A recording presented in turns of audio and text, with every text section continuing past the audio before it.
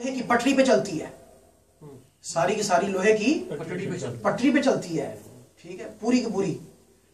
तो आप किसी भी, लेकिन आप जब इस पे सवार होना होता है, इस पे बैठना होता है, तो आपको स्टेशन जाना पड़ता है। ये नहीं कि आप कहीं भी पटरी पे जाके खड़ो जाएं और जाके फिर उसमें बैठने की कोशिश करें, ऐसा नहीं होता।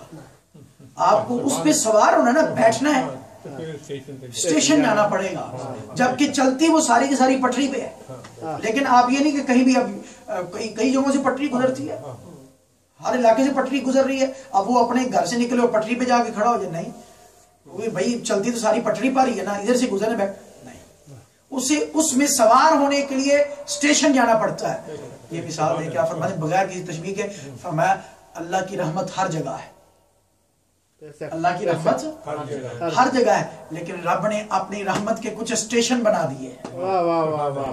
रब ने अपनी रहमत के कुछ स्टेशन मुकर्रर कर दिए हैं। उसकी रहमत को पाना है तो फिर उस रहमत के स्टेशनों पर जाना पड़ेगा। फरमाया वो रहमत के स्टेशन क्या है? फरमाया ये औलिया किराम के जो मेज़ारात हैं, ये दरगाहें जो हैं, ये रब की रहमत के स्टेशन है।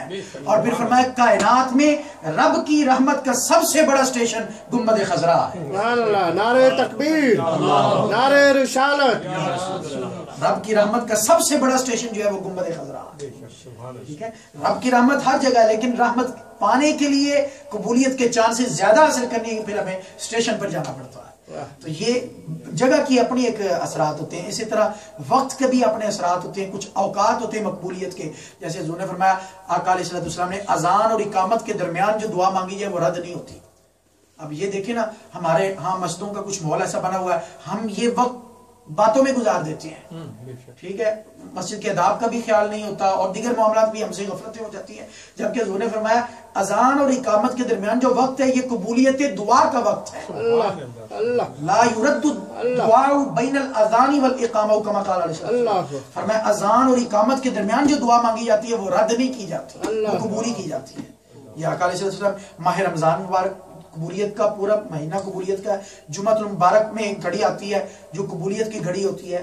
रात का, हर रात का जो आखिरी तिहाई हिस्सा होता है वो कबूलियत का होता है, हर रात की कबूलियत की घड़ी होती है। तो ये मुख्तलिफ औकात जो हैं ये भी जो है कबूलियत की जमानत रखते हैं। इसी तरह लैलतुल कद्र है, शब बरात है, शब मेराजुन नबी है, जब बारिश नाजिल हो रही हो उस वक्त भी। तो ये मुख्तलिफ औकात जो हैं ये भी दुआ की कबूलियत का जरिया है। तो अदाब दुआ में एक चीज़ ये कि हम कबूलियत वाले औकात का भी इंतखाब किया करें जब दुआ मांग ली हो। इसी तरह अपने नेक अमाल का वसीला बना के अल्लाह की पाक बारगाह में दुआ मांगना अपने। अच्छा, यहाँ एक हदीस पाक बड़ी ईमान अफरोज अर्ज कर देता हूँ। वक्त की जब बात हो रही है, हज़रत से अबू उमामा रज़ियल्लाहु अन्हु से मरवी है कि रसूलुल्लाह सल्लल्लाहु अलैहि वसल्लम की पाक बारगाह में अर्ज किया गया, पूछा गया अय्यु दुआई अस्मा। आका अलैहि सल्लम सवाल किया गया कौन सी दुआ सबसे ज्यादा सुनी जाती है, कौन सी दुआ सबसे ज्यादा कबूल होती है? तो आका अलैहिस्सलाम ने फरमाया जौफल लैलिल आखिर व दुबुरस सलावातिल मक्तूबात।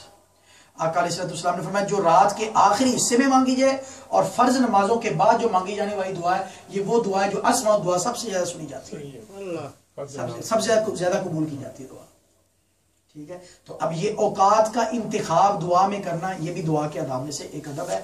और अमाल सालिहा, नेक अमाल को वसीला बना के अल्लाह ताला से दुआ मांगना, ये भी जो है कबूलियत का। इसमें मैंने आपको याद होगा, अब थोड़ा सा ज़हन पे दबाव डालें तो आपको याद आ जाएगा, जब पहला दर्स हमने दिया था, पहला या दूसरा दर्स था इखलास के मौजू पर, तो उसमें एक लंबी हदीस पाक बयान की गई थी। वो 3 लोग गार में फंस गए थे, फिर उन्होंने अपने अमाल का वसीला बना के दुआ मांगी थी। तो ये भी आप अपने अमाल का वसीला बना के जब दुआ मांगते तो ये भी कबूलियत के ज्यादा करीब हुई थी। अदाब में से एक दुआ ये भी है, अदब ये है।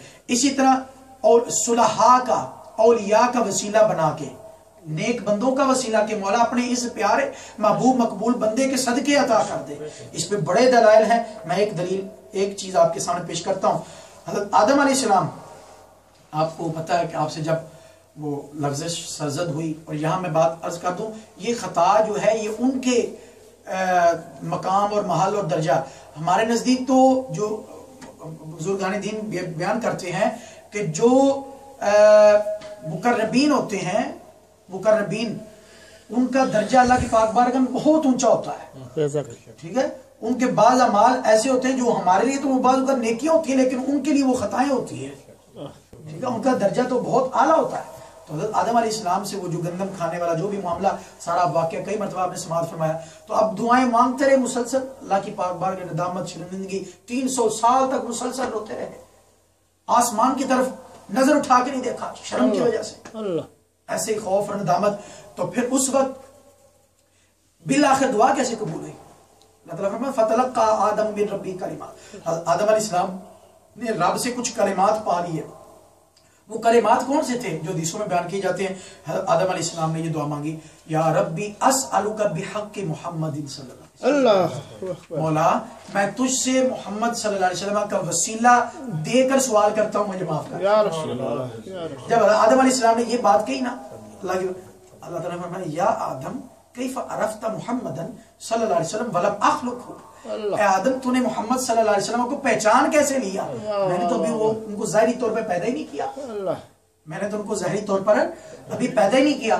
تو اللہ تعالیٰ آدم علیہ السلام اللہ کی بارگاہ میں عرض کریں گے، مولا لما خلقتنی بیدک ونفخت فی من روحک فرأیت علی قوائم العرش مکتوبا لا الہ الا اللہ محمد رسول اللہ، سبحان اللہ۔ کہنے لگے مولا جب تو نے مجھے اپنے دست قدرت سے پیدا کیا اور میرے اندر تو نے اپنی روح کو پھونکا، تو جب میں نے پہلی مرتبہ میں نے حیات پائی، زندگی پائی، میں نے جب پہلی مرتبہ اپنی آنکھ کھولی تو میری پہلی نظر عرش کے ستونوں پر پڑی، فرأیت علی قوائم العرش، تو عرش کے ستونوں پر جب نظر پڑی تو پھر میں نے وہاں یہ لکھا ہوا پایا لا الہ الا اللہ محمد رسول اللہ، مجھے یہ کلمہ وہاں لکھا ہوا نظر آیا۔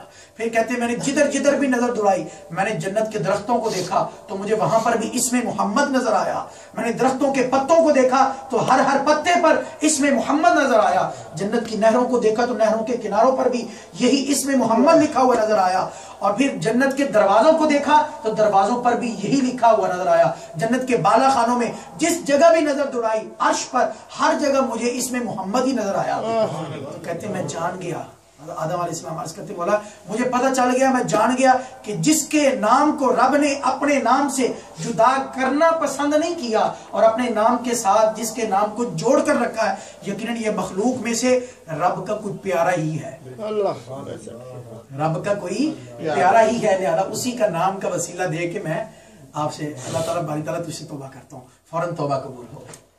تو کیا پتہ چلا اس سے؟ یہ ساری عرض کرنے کا مقصد کیا ہے؟ مقصد یہ ہے کہ وسیلہ جو ہے یہ بھی قبولیت کے زیادہ قریب ہوتا ہے، قبولیت کے۔ اور پھر یہاں پر ایک سوال کیا جاتا ہے، چلو یہ زندوں کا تو وسیلہ سمجھ میں آتا ہے، آپ فوت شدہ کو بھی وسیلہ جو مزارات میں ہیں اولیاء کرام ظاہراً تو وہ دنیا سے رخصت ہو چکے ہیں، ان کے وسیلے کی کیا آپ بات کرتے ہیں؟ ان کی کیسے کہاں سے دلیل؟ وہ تو ظاہری طور پہ دنیا سے چلے گئے، کیا ان کا وسیلہ بھی کام آتا ہے؟ آئیے اس پہ حدیث پاک سماعت فرمائیں۔